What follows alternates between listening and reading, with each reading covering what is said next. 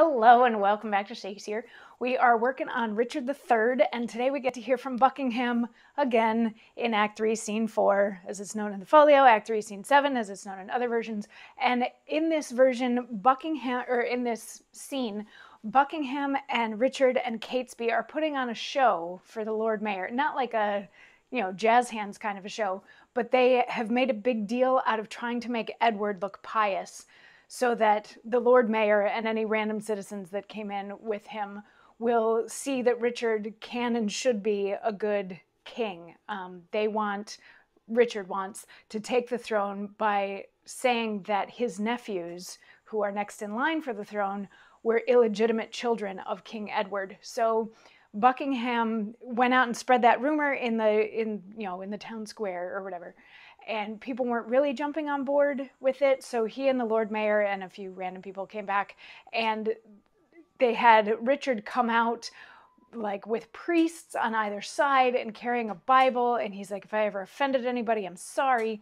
And Buckingham was like, you need to take the throne because otherwise England is going to suffer the embarrassment of having non-royal blood on the throne. And Richard's like, no, I can't possibly, and I'm much better suited for an advisory capacity. But fortunately, there's these two heirs, and once young Prince Edward is a little older and a little wiser, he's going to make a great king.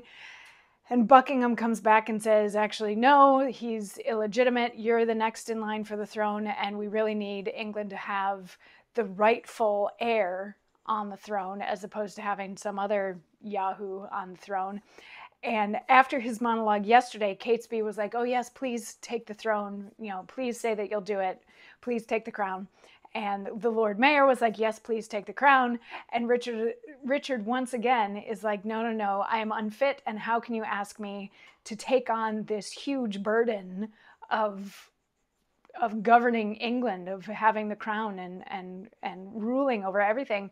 And Buckingham replies with, if you refuse it, as in love and zeal, loath to depose the child, your brother's son, as well we know your tenderness of heart and gentle, kind, effeminate remorse, which we have noted in you to your kindred, and eagerly indeed to all estates.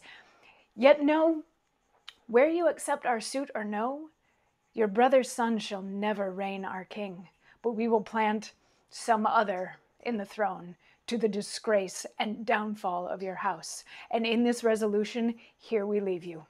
Come, citizens, we will entreat no more. And then Buckingham, or maybe Richard says really quickly, like, oh, don't ask that of me. And then Buckingham and the Lord Mayor and any random citizens leave. So it's pretty much just Catesby and Richard left. But what Buckingham is saying here is, regardless of whether or not you take the throne, Edward isn't going to, nor is Richard. So you, Richard, Duke of Gloucester, have the option of taking the throne and being the right person to be in the throne, or we're going to install some other completely wrong person, and that's going to be the end of the reputation and the respect that your house has right now. So he's like, I'm not going to ask again. So we're done. If you don't want to do it, we're going to put somebody else in there. This Edward, who is illegitimate, will never be the king. So he and the Lord Mayor and the citizens all leave. And Richard is there with Catesby, and Catesby is like, please call him back and say that you'll take the throne. And then Richard has another monologue tomorrow. And then we'll wrap up Act 3, Scene 4, as it's known in the folio, Act 3, Scene 7. We'll wrap up Act 3 tomorrow and get further into other things once we determine whether or not this charade has played out the way that they wanted to. What do you think? I don't know. Was Richard successful? Will he be successful? Should he take the throne? Or is this just like the best gaslighting that has ever happened? I don't know. Anyway, come back tomorrow and we'll find out. See you then. Mwah.